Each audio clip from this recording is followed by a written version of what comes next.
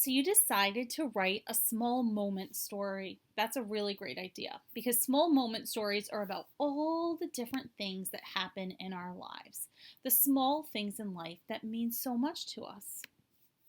So to get started on this, what we need to do is we need to think of ideas. What is it that we want to write about?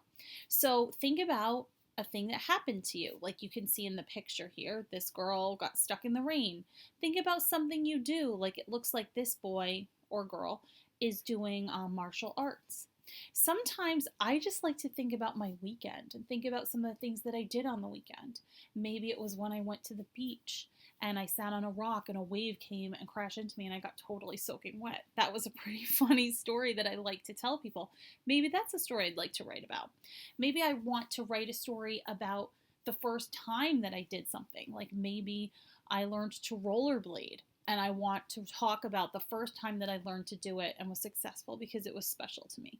So once you have your idea, you're ready to move on to the next part. You need to decide how to tell this story.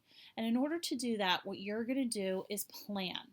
So when we plan small moment stories, we take our paper that we're going to be writing on and touch each page and tell what is going to happen on those pages. Then, once I know this first page, I'm going to talk about this, then I'm going to talk about this, then I'm ready to sketch across the pages. The important thing is to remember that this story is one story across all of those pages. So I need to make sure that I tell the story in small bits. So if I'm telling the story about when I learned how to rollerblade, I might start at the very beginning of that story. And when I start at the very beginning, I'm going to talk about where I am, putting on my rollerblades, who's with me. And then the next page, I'm still going to keep talking about that I'm rollerblading for the first time. So once I do my sketching, it's time now for me to write the words on the lines.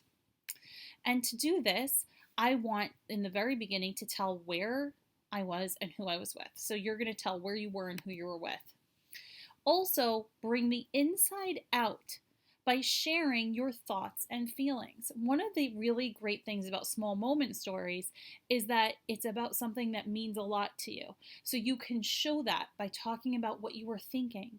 Like when I was rollerblading for the first time, I was afraid I was going to fall. That is something I'm thinking.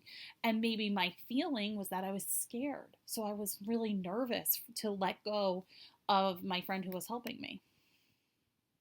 Then add details to help your reader feel like they are there. Okay, so then your story's done. Now it's time to try to make your writing even better. So here's when it's time for you to revise. This is when your story is completely written, totally done.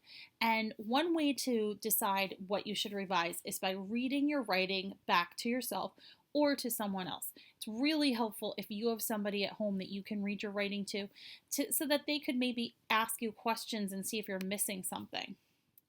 Look for places that you could add more details. So over here you see that it says who, what, where, when, how. Think about those questions.